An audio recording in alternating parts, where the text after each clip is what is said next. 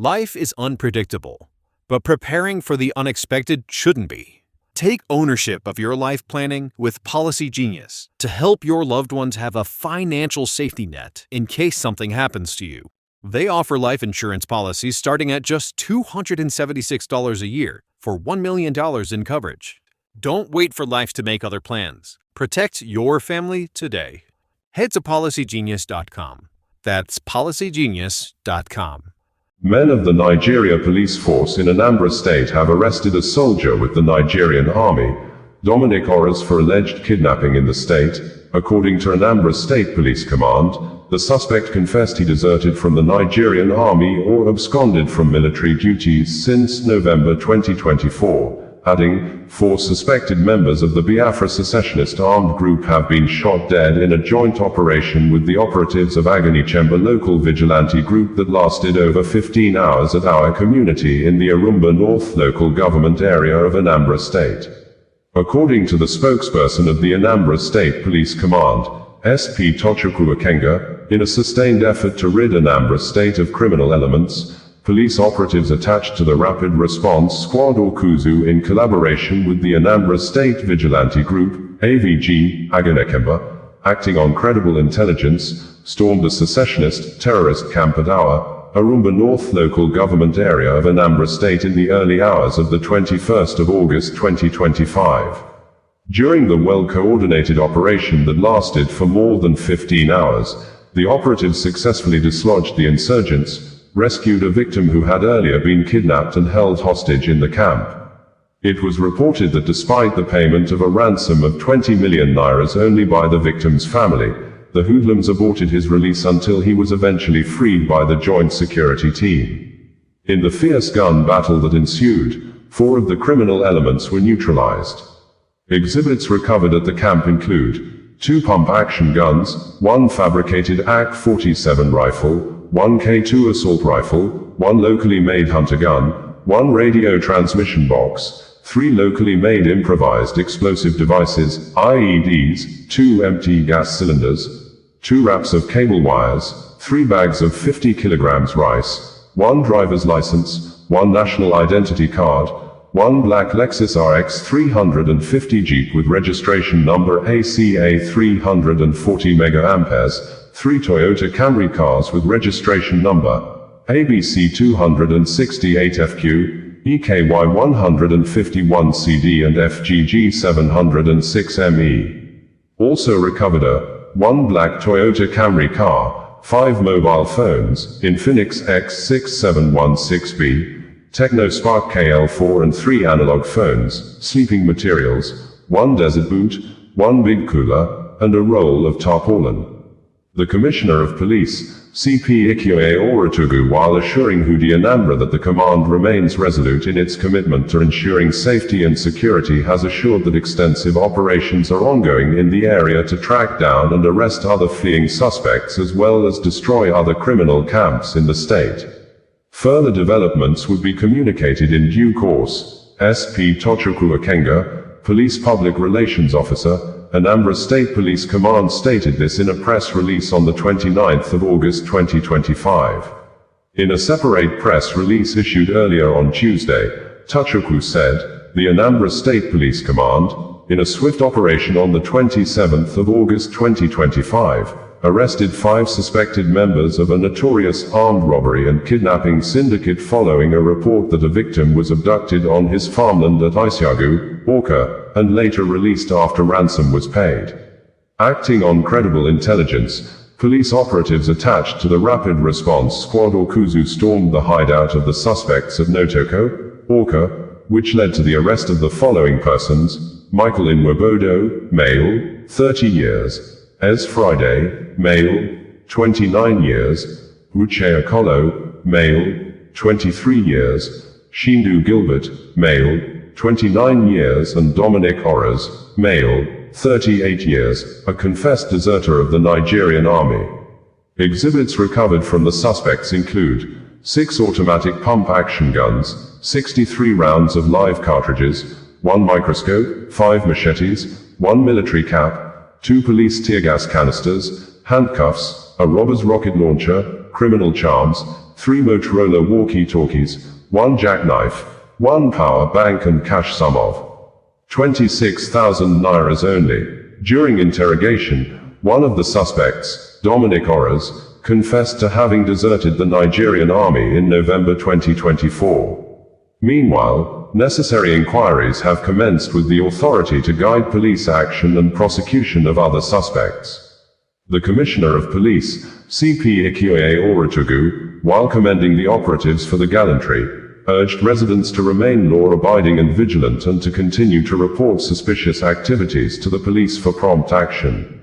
He also assured Hudi Anambra of the command's unwavering commitment to combating violent crimes.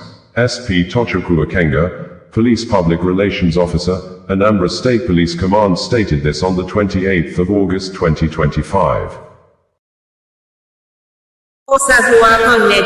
Bringing you the news in a more digital way. Nigerian Railway Corporation, NRC, says it has directed the third-party ticketing company to refund the money paid by all 583 passengers on board the Abuja-Kaduna train that derailed at Asham community in Kaduna State on Tuesday, saying, although no death casualty was recorded, but 4 out of the 7 persons that sustained injuries were serious, while 2 of them were discharged immediately at the hospital.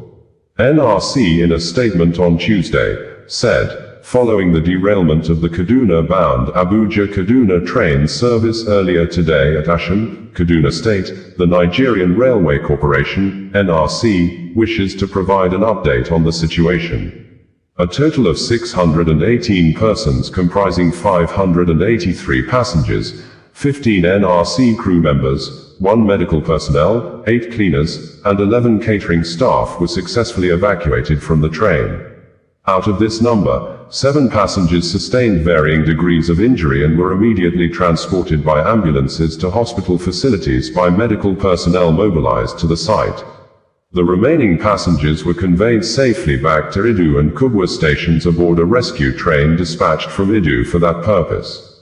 All have since returned safely to their destinations. In line with our commitment to passenger welfare, our third-party ticketing company has been directed to immediately issue refunds to all passengers on board the affected service. Furthermore, the process of investigation into the incident has commenced, under the supervision of relevant authorities and the Federal Ministry of Transportation.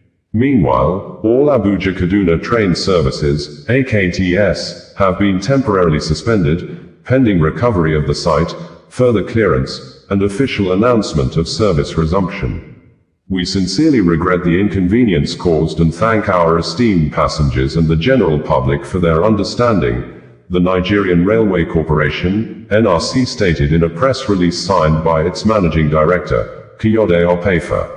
NRC had earlier in a statement on Tuesday said that the train derailed around 11 a.m. at Asham community in Kaduna State.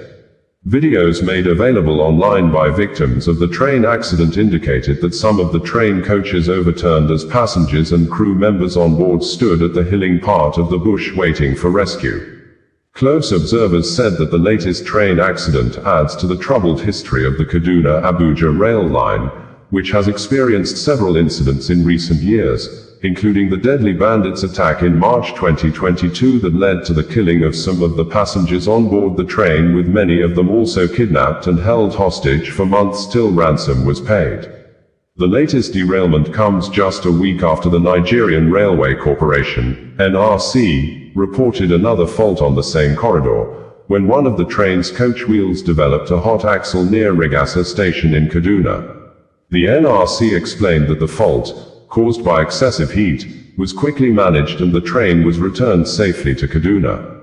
In a statement issued on August 21, 2025, the NRC had said, the Nigerian Railway Corporation has confirmed that one of the coaches wheel on the Abuja-Kaduna train service, AKTS, experienced hot axle some kilometers to Regasa station in Kaduna. The incident, which happened on Wednesday evening, is due to hot wheels friction as a result of abnormal temperature due to excessive heat on the journal housing. However, the situation was immediately brought under control and the train marshaled to Kaduna and to safety. Consequent upon this incident, the train service will experience some capacity issues, which may affect some customers booked on the business class. Passengers who were booked on the affected coach for Thursday have all been contacted through the details they provided online. We have also made alternative arrangements to accommodate them. The management is working to ensure the disruption is minimal and that normal service would resume before the afternoon services. We assure all our customers and passengers of their safety on our train services, as we are determined to continue to provide the best travel experience on all our train networks. We apologize and regret all the inconvenience, NRC stated in a statement signed and made available by Chief Public Relations Officer of the Railway Corporation, Callistus Onyemadu. Punch newspaper reported on Wednesday that while the Managing Director of the Nigerian Railway Corporation, Kayode Opefa, was speaking during an appearance on Channels Television's The Morning Brief, Opefa assured Nigerians that the ongoing investigation into the incident would be thorough and transparent. Beyond apologizing to Nigerians, I want to state clearly, as the Managing Director and Chief Executive, I take full responsibility. When it comes to safety, there is no room for indifference. Once something like this happens, the Chief Executive must own it, and I do, he said. The MD said the injuries of 4 of the Abuja-Kaduna train passengers were serious. Opefa stated, coming to the fatality and the casualties, there was no fatality. We thank God. That was a near miss, because for this kind of accident or incident, you see some level of fatality, but we thank God for this. And for those who were injured, 4 are serious, and another 2 or so were discharged immediately, and we will follow up on those that might still be in the hospital. I don't know as of this moment, we'll follow up. So we'll also follow up with the remaining 618 people on the train because of the post-traumatic experience. We have the full contacts and we'll do that. He, however, said that though the incident should not have happened, the NRC would ensure that there was no recurrence. I want to assure Nigerians that an incident like this is not expected, is not prayed for, should not be happening, but where it does, it is to bring out the best in us. And I assure Nigerians that just as we are doing currently on the Warrior Takpe, which he, the analyst, also mentioned, we shut down the Warrior Takpe route 3 weeks ago. I ordered the shutdown for safety reasons, and if you see the level of work the men have been doing on the track, cutting it off and replacing it is to make sure things like this don't happen, he added. Asked whether there was any suspicion around sabotage regarding the incident, Opefa said, it would be premature for me to speak on that because that will be undermining the authority that is meant to do the investigation. But I want to assure Nigerians that our tracks are safe from vandals and terrorists. This particular track is being monitored by the military. You can see that immediately the derailment happened, within 5-10 minutes, the helicopter was there hovering. The Nigerian Air Force and the Nigerian Army are all along this corridor, and I think, for the record, we've not had any issue of banditry, terrorism attack along that corridor. But you can't wish anything away. The investigation will tell us what happened, and I wouldn't want to comment because I'm a party to the investigation. The NRC chief executive said that NSIB would have to declare the site open for reconstruction before the corporation would do a safety audit to determine when services on the route would be reopened. The first thing that will happen is that the NSIB will determine when the site is open for reconstruction. So, from the time they tell us that it's ready for reconstruction, I don't see us spending more than 30 days. So it depends on when they declare the site open for reconstruction, Opefa stated. The incident occurred on Tuesday along the Kaduna corridor shortly after the train left Abuja at about 11 a.m., en route to Kaduna. A passenger on board the train described the scene as chaotic, with people scrambling to safety. Following the incident, the NRC suspended train operations on the Abuja-Kaduna route till further notice. Opefa had, while briefing journalists in Abuja on Tuesday, hours after the incident, said that some technical staff of the corporation, alongside the Nigeria Safety Investigation Bureau, NSIB, and other relevant agencies, were on the ground at the train derailment site carrying out an investigation. He also dismissed claims that the trains were not in good condition and said the refund of the ticket fees had been initiated for all passengers on board. In January 2023, an Abuja-Kaduna train derailed in the Kubwa area of the Federal Capital Territory, FCT, a few minutes from its destination, Kubwa.